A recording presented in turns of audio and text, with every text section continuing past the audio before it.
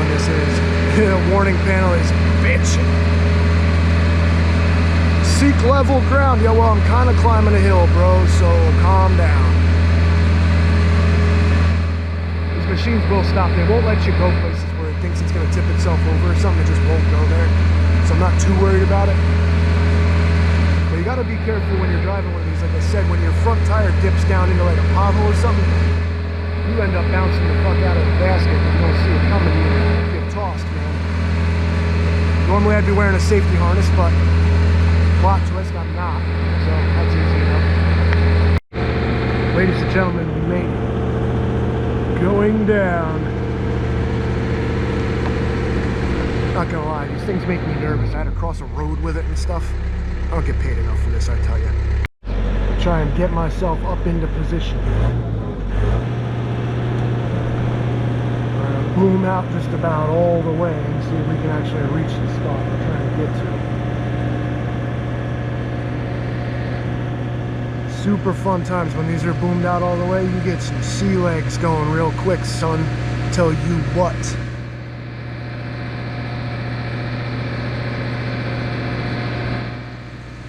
I don't know, you guys. Maybe. We might make it.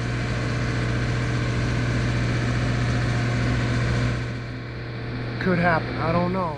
Don't know. I swear this happened to us before. We boomed the damn thing all the way out. We were still just short.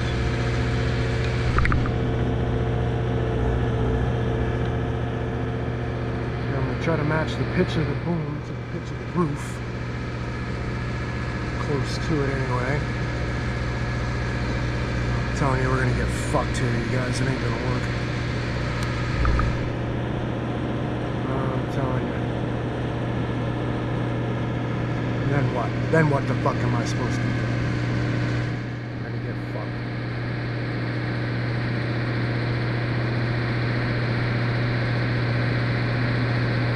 Well, I got a trick or two up my sleeve. I don't know, you guys. I'll be damned. I think we're gonna make it. I think we're gonna make it. Close anyway. I got long arms. I might have to use it. I hate this boomed all the way out shit. Oh boy, is it creepy. Rocking, rolling. Go up a little bit more. I think we're gonna make it. Whee!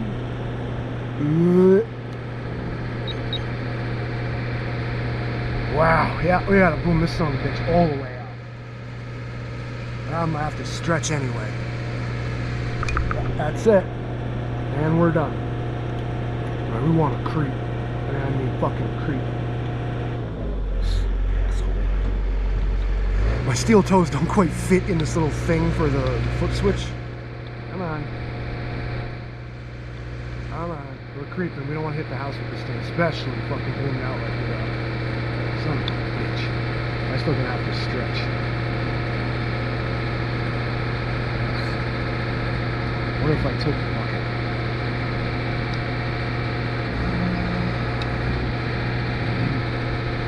Maybe. Well, let's start there. We're there. We kind of made it.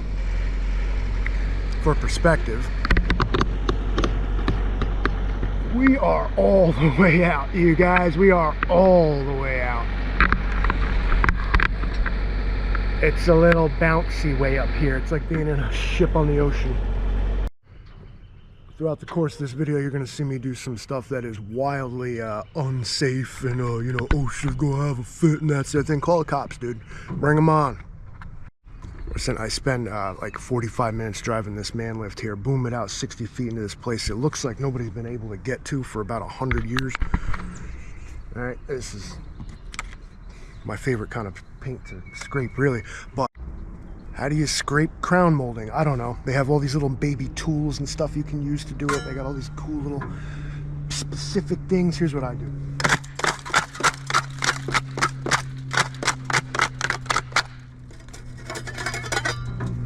Does the same thing. But you gotta keep a second one. You gotta get the little guy out. Sometimes you gotta get in places this one won't go, especially like these little peaks and stuff.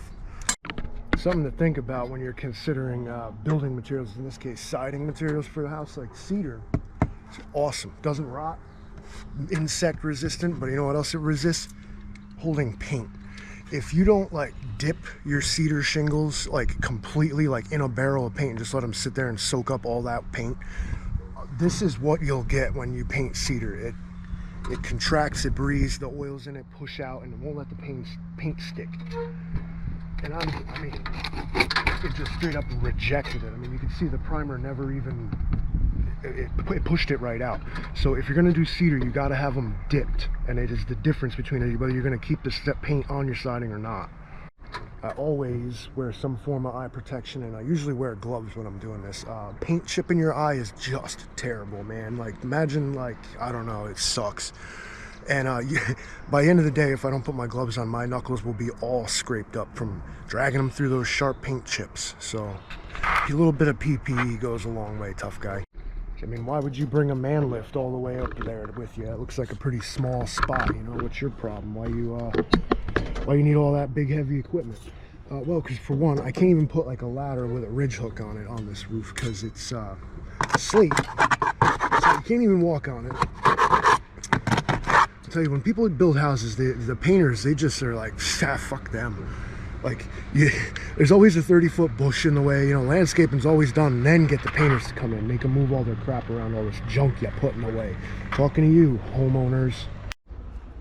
For all of its resistant properties, cedar is actually kind of a soft wood.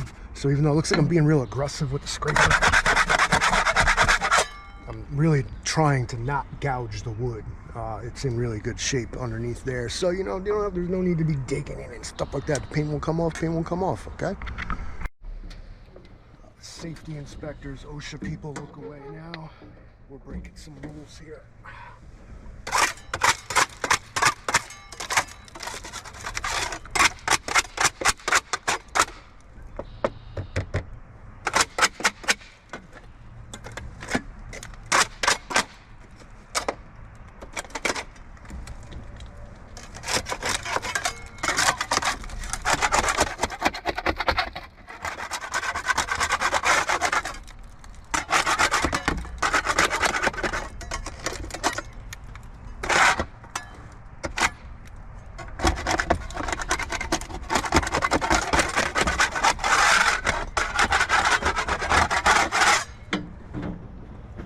See what I mean? If the paint won't come off, the paint won't come off. Deal with it.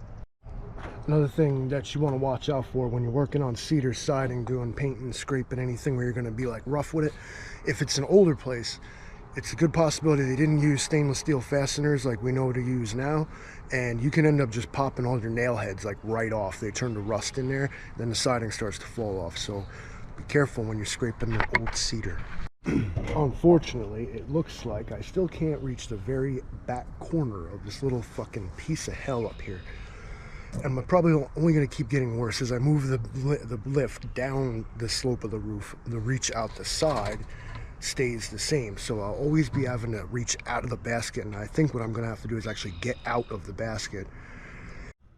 Isn't this fun, you guys?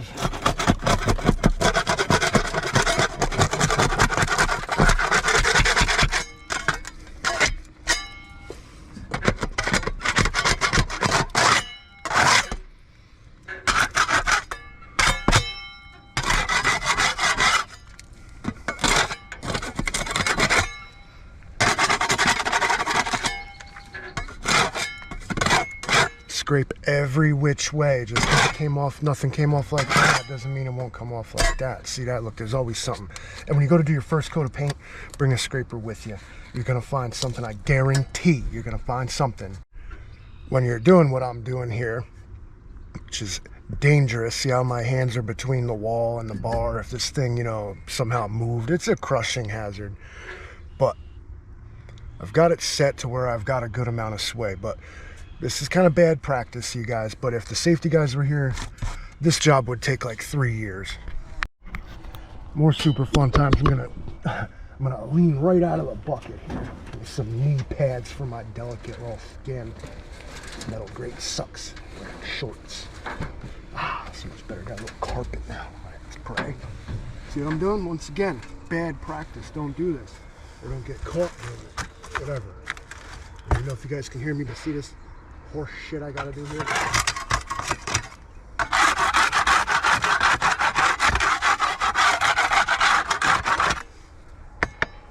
still bummed. Kind of can't reach this last fucking part. Alright, see what I'm doing? Don't do this. See what I'm doing? Do not fucking do this.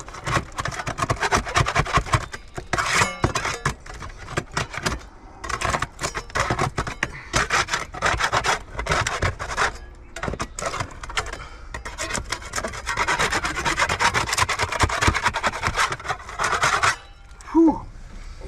See what I mean? Isn't that fun? Doesn't that look like a really cool time, you guys? Bet you guys think I get paid all kinds of money to do this shit.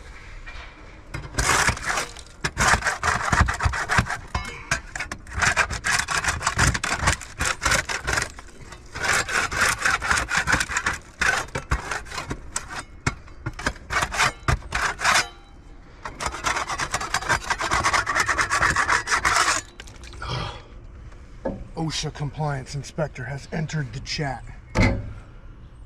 Preaching to the choir, homeboy. We're just trying to do work. You should try it. Safety guys. I'm just here for you, bro. Whatever.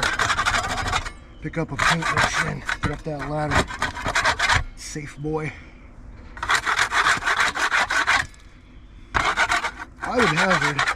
I'd say what I'm doing right now, even though this looks ridiculous, is actually safer in some regards than standing on a ladder trying to do it. Ladders are inherently dangerous. I mean, honestly, in the position I'm in right now, even if I did fall out, I would just, crack the roof and cause all kinds of problems. That's why they send me to do stuff like this. It's not that I'm fearless, it's that I just kind of don't give a fuck. But also, I'm like really long. I can reach things nobody else really on the crew can. So I get to do all this cool shit. All right, I'm gonna try one more big stretch and see if I can get in that corner over here. Do not look at me. Do not do this.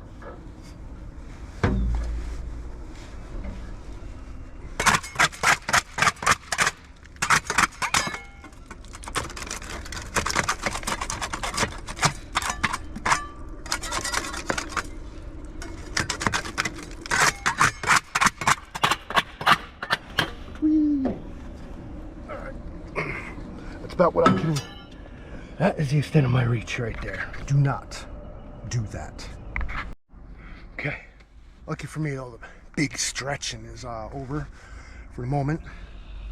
Just gonna do some little down below scrapage here.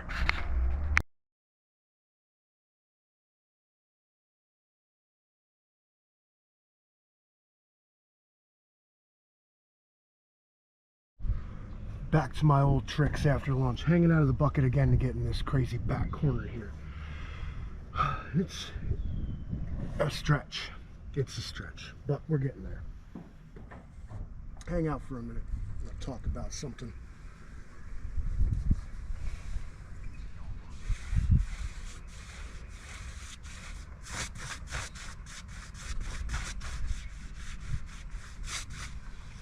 The problem I'm up against here is that this wood is very old.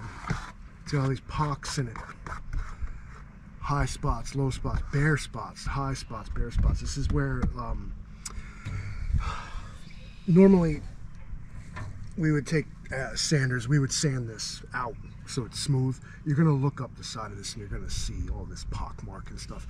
But this is what happens when the customer wants the classic scrape and paint. Scrape and paint. And you don't level anything, and what happens is over time as you do this more and more, some people paint the damn house every year. The high spots get higher and the low spots get lower, and eventually you're left with this very textured surface that nobody's real favorite thing to look at. Go to hell with it. Like I said, hang out. We're hanging out, we're painting. Painting the house. I don't want to hear any of your tips and tricks either. Oh, you know what you should do, or why are you doing it like that? I don't want to hear it. Why are you doing it? Why didn't they hire you? You're such a professional, huh? That's what I thought.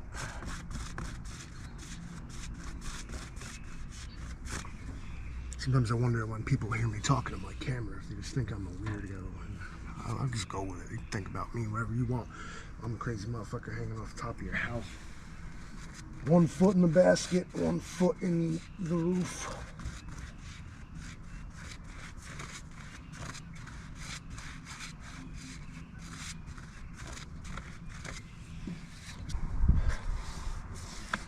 There ought to be like a reverse Angie's List.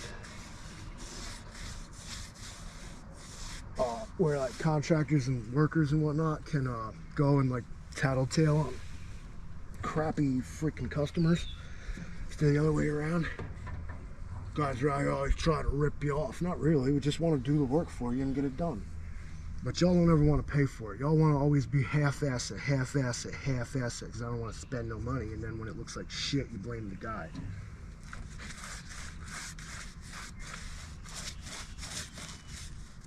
Usually when the guy wants to do something and it costs a certain amount, there's a reason for that. It's because he wants to do it right the first time, because that's his reputation. Nobody wants to come back and do the job 4 times, especially when they already told you how they would do it. And you decided that you didn't care. You didn't want to spend the money. Learn how to do it yourself. Go into business. Deal with a bunch of people who don't want to spend the money.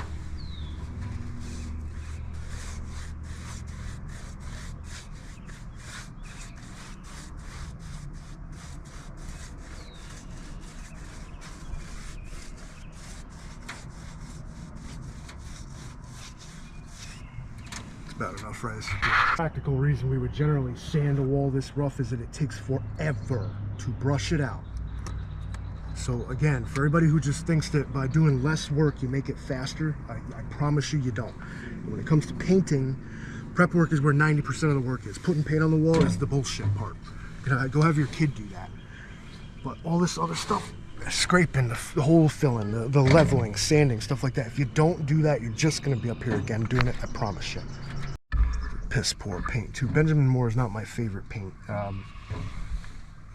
I had to choose one, I'd probably go with the Clark & Kensington paint. You get it at Ace Hardware, and I think maybe they sell it at Lowe's too, but it's good paint. Most paints these days are like paint and primer in one. You're just supposed to do 2 coats.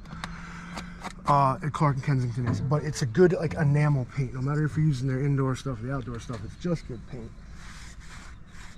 I find Benjamin Moore to be kind of puddingy.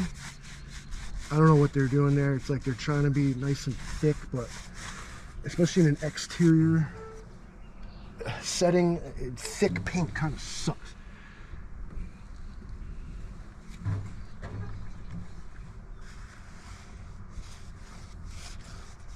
That's what they do. It's called high build. What this is supposed to do is help all these pock marks I was talking about. It'll build up as you brush it. In practice, it doesn't really do that. Shit's overpriced. I think Clark & Kensington's maybe like $40 a gallon. Benjamin Moore's starting at $60 to $100 a gallon. I'll show you another pro tip here. All right, so you got the base. Now make sure that looks good, right? But when you're way up high in the air like I am, the only place this is really going to be looked at from is down there. So you got to get down low and look up, because what you're actually looking for is to make sure that you painted all of these. Because if you forget that, they're going to see it at the bottom and they're going to be like, you suck at this. I used to joke the guy I started doing all this work for originally, you know, he would obsess about getting up underneath here and here. Make sure. I used to joke that it didn't matter if you actually painted the face of the board, because all he cared about was whether you painted the bottom of it. He'd constantly walk around, I missed the spot, missed the spot.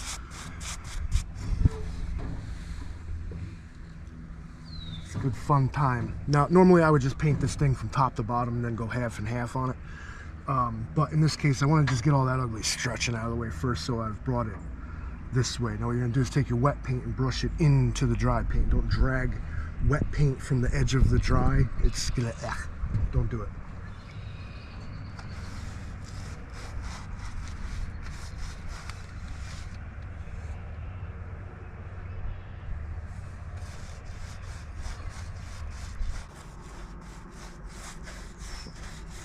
I forgot my hat at home at lunch, so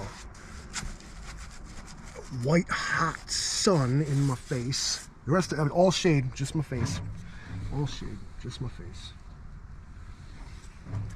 This is me, guys. This is what I do. So yeah, in between, like, you know, not really doing a primer coat, like, it's gonna be paint and primer in one here. I'm gonna show you what I'm talking about. This wood is very dry, and this is very thick, like latex paints. All right, reasonably flat. It's all right. I got a whole brush load of paint.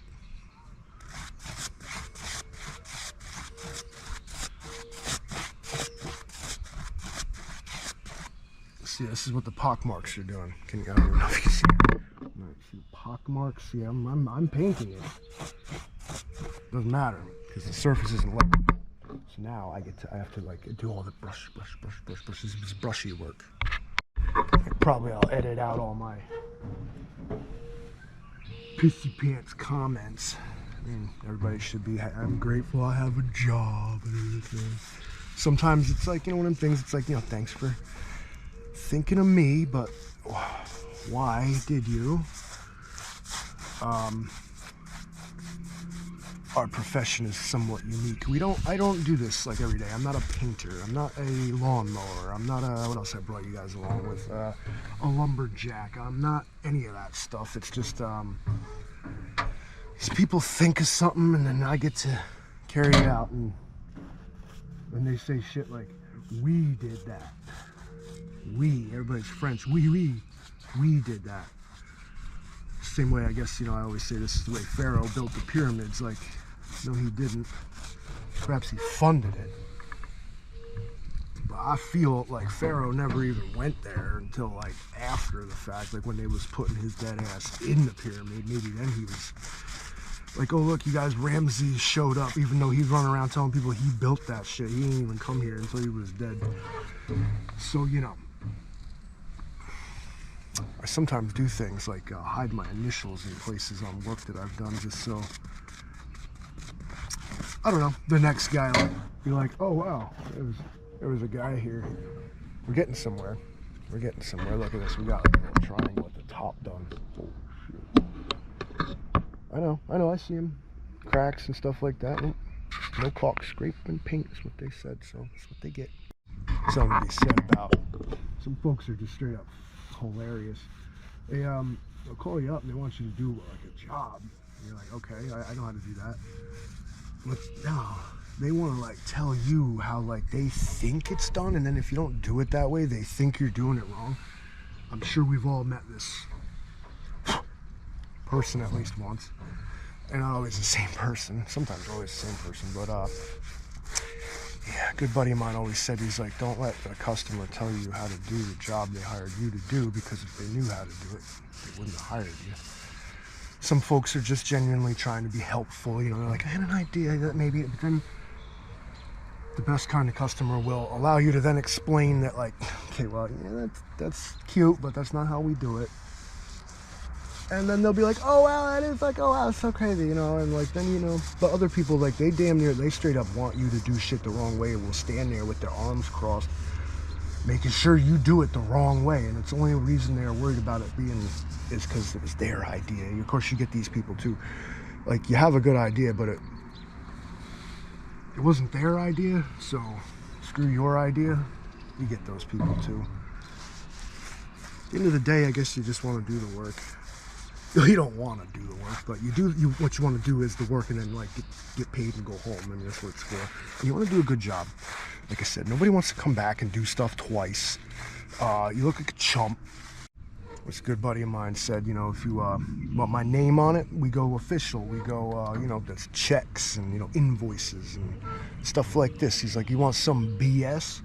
I'll think about it, but I know the one thing is for sure is it's going to be cash under the table, and don't tell nobody that it was me that did this. I'm disliking the way this paint is going on so much, I'm literally going to have to go back and watch the beginning of this video to see like the before and after, because I swear they ain't going to look no different. If you're going to paint and not do prep work, you're going to work way harder at the end of the day. It sounds like, oh, what do you mean, dude? Like, how is less work, like, you know, harder? And maybe not in a lot of other, well, in every other thing. If you don't prepare properly, then whatever it is you're up against is going to be harder.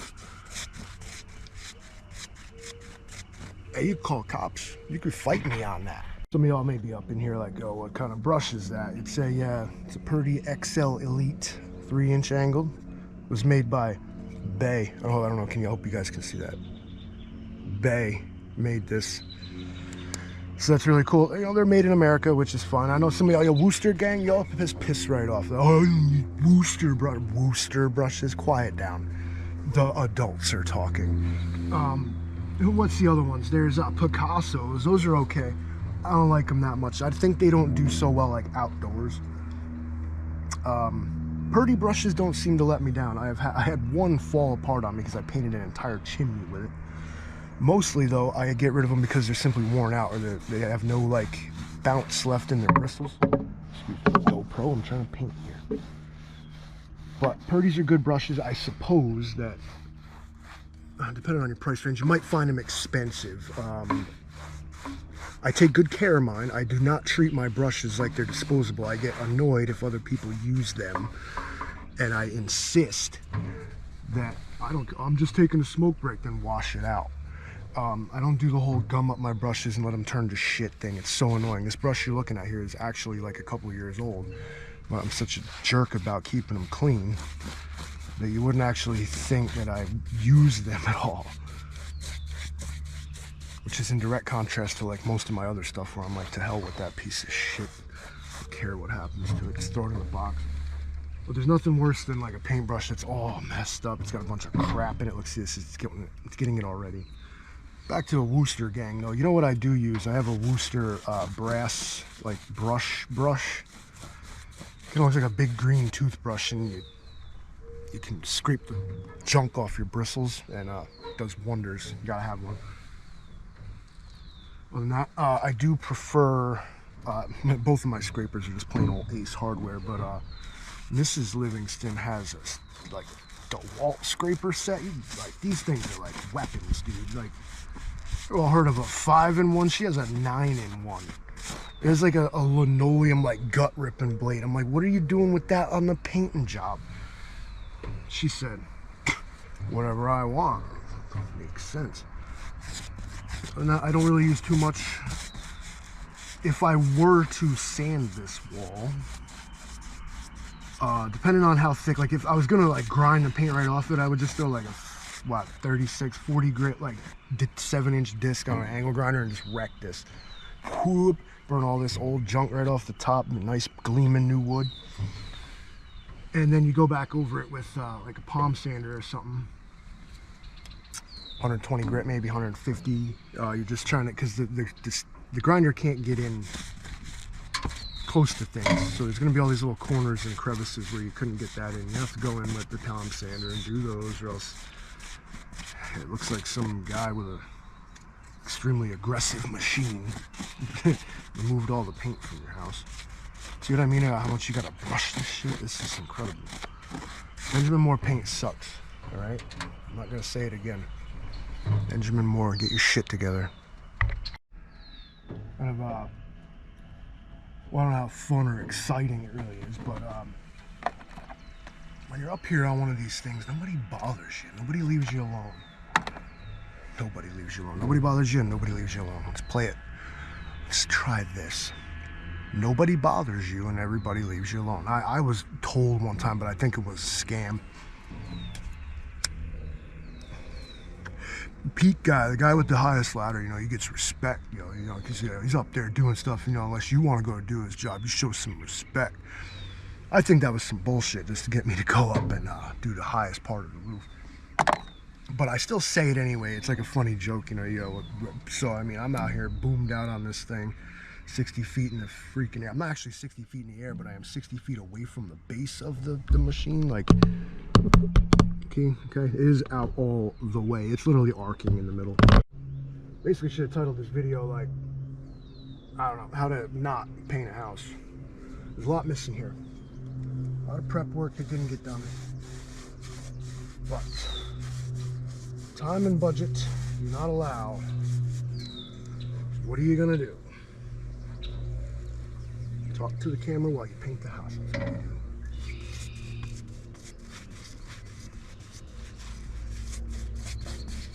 I mean, it's gonna look better than it did, but as a person who has painted houses more than a few times, again, I just can't stress enough that this is not exactly, if this was a full-fledged job, this is not what I would do. Maybe I'm just being too nitpicky. This is just a little piece of a little wall in a place nobody can really see it, but, you know. Main concern here really is, of course, being a slate roof, but any roof in general, when you're up here painting like this, is you really got to try to not get any paint on the roof. Being stone, that's an even bigger problem. You just don't want to get paint on the roof. It's not going to come off. Brush it real tight in these little corners like this. I notice that people love to make their houses so complicated. I just wonder what it'd be like to pre-paint everything. I mean, sure, you'd have some butt ends and stuff you'd have to paint, but certainly not the whole house. Look at dirt falling out. It's great. Close to the ridge roof line here, you get two different kinds of peel. One's caused by the wood drying out from being in the sun. It shrinks. Then if it gets wet, it gets bigger and it keeps shrinking and contracting. And then what ends up happening is it cracks the paint. And then once the paint has cracks in it, water and moisture get behind the cracks in the paint, causing the paint to chip and flake off. So higher up on the wall, like here, this is just moisture and expansion and contraction. Closer to the roof line is where you're seeing splash up. All right, so water is hitting the roof and it's splashing up. And often, especially here, but often, to completely weather seal a piece of wood, you have to do all 6 sides of it. Like, so you paint the back sides of these boards even though you never see them. But because most people don't do that, because it's just completely impractical and expensive, when you get this splash up, it goes like up behind the boards where they overlap each other, and it does the same thing. It starts to erode and, you know, compromise the paint job. Those tend to be easier to scrape off though, because the wood is kind of moist, for the people who like that word. And so moist wood, like it'll all come right off, but usually there'll be like mold. Look, see it, I don't know if you can see it, it's green. So there's like algae, mold kind of stuff going on, and you can sometimes paint right over that. Some paint has mildew side in it.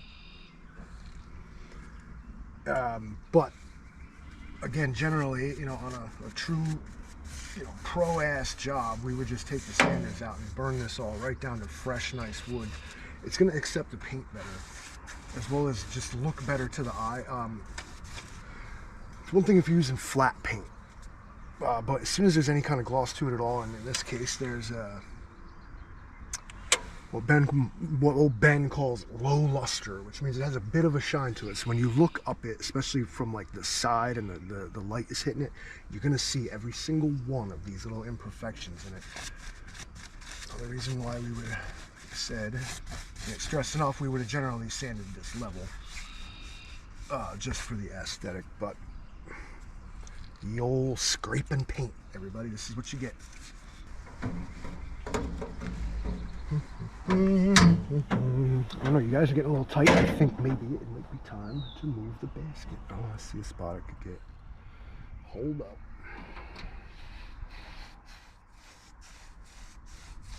The other risk you run when you have all this, you know, unlevel surface like this, all these pockmarks and undislodged paint chips, is you're prone to dripping. You know, as you drag the brush across the surface, it butts up against like something like this, and as you're moving away, you look back and you realize that the paint has dripped. You got a drip in your wall, and you got to go all the way back and do something about it. It's prep work, you guys. If you're not going to do the prep work, expect what you're up against to be significantly more difficult and complicated. I think when I finish this here particular board, we're going to have a smoke break.